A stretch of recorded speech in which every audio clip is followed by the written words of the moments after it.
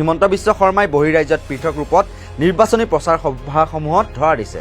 বিশেষকৈ ঝাৰখণ্ড, উৰিষ্যা, কেৰালা ইত্যাদি ৰাজ্যসমূহত হিন্দুত্বৰ ট্ৰাম্প কাৰ্ডখন খেলি আছে হিমন্ত বিশ্ব শৰ্মাই। মছজিদ পুনৰ নিৰ্মাণ কৰিবলৈ বিজেপিক 400 আসনেৰে জয়ী কৰিবলৈ জনসাধাৰণক আহ্বান জনায় মুখ্যমন্ত্ৰী হিমন্ত বিশ্ব শৰ্মাই। 400খন আসন লাভ কৰাৰ লগে লগে বাৰাণসীৰ জ্ঞানবাপী মছজিদৰ ঠাইত বাবা বিশ্বনাথৰ বৃহৎ ভব্য মন্দিৰ নিৰ্মাণ কৰিব বুলি দাবী হিমন্ত বিশ্ব শৰ্মাৰ। जब हमारा 300 सीट था हमने राम मंदिर बनाया।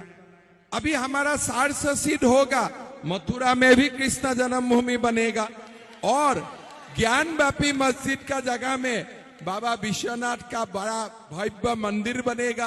বিজেপিক আসন দি থাকক, মোগলে কৰি যোৱা সকলো কাম চাফা কৰি যাব বুলি মন্তব্য হিমন্ত বিশ্ব শৰ্মাই। কিন্তু 400খন আসন পালে প্ৰত্যেক নিবনুৱা যুৱকে চাকৰি পাব, মূল্যবৃদ্ধি ৰোধ কৰাৰ বাবে কাম কৰিব, শিক্ষানুষ্ঠানৰ উন্নীতকৰণৰ লগতে চৰকাৰী স্বাস্থ্যখণ্ডৰ দ্ৰুত বিকাশ সাধন কৰিব, কৃষকৰ ঋণ মাফ কৰিব, MSP দিব।